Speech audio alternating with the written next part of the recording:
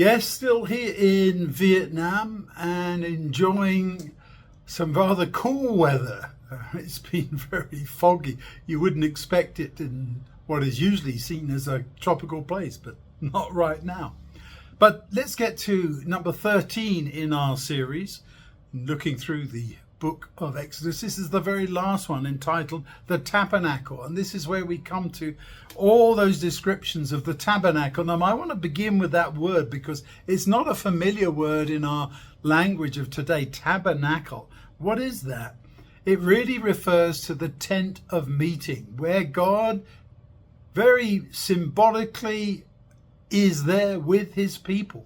Remember, he leads them with the pillar of cloud by day, the pillar of fire by night, and he meets with the priests in the most holy place once a year. But otherwise, he is there for conversation, you might even put it there, in the tent of meeting. Moses speaks to God there. Aaron speaks to God there.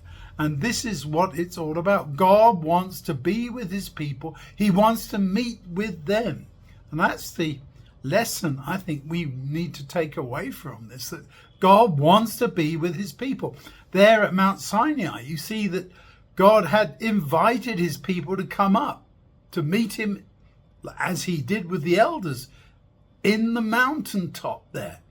But they said, no, we don't want to go up there. If we meet God, he's going to kill us. So they had a terrible picture of God, to be very honest.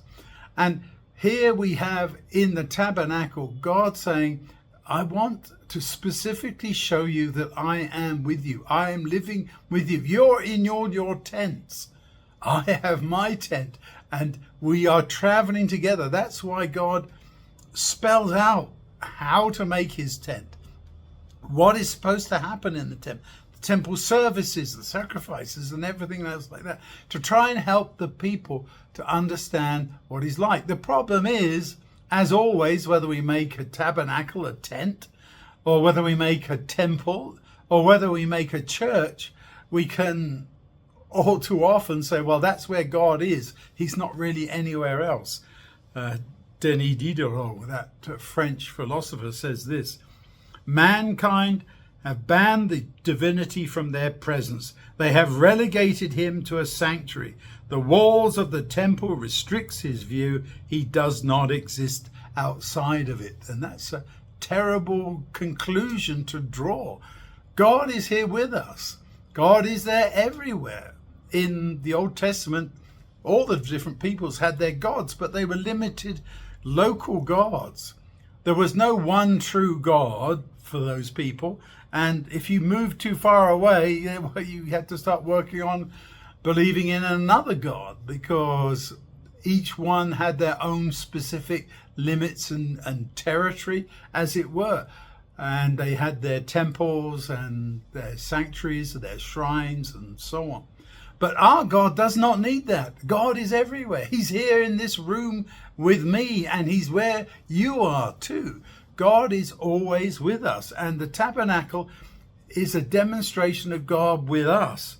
Do you remember what Jesus said as he came to live with us? I am here with you. I came to my own people, but they did not receive him. John 1:14, the word became human and lived among us. The word there, translated as lived, is actually the word to pitch a tent, a skune in the Greek. He pitched his tent among our tents, just like the tabernacle. The word became human and lived among us, and we saw his glory, the glory of the Father's one and only Son, full of grace and truth. That's what John writes. An amazing description of experiencing God in human form when Jesus came to be with us. And even though he's no longer physically present in the same way as he was with the disciples, he's still with us. He promises to be with us to the end of the world there in Matthew 28. So I think as we conclude the book of Exodus, my main theme that I see is God saying, I want to be with you. I want to be your God. I want you to trust me. I want you to change me. Most of all, I want to live among you as your God. And at the end in Revelation, isn't that exactly where we come to?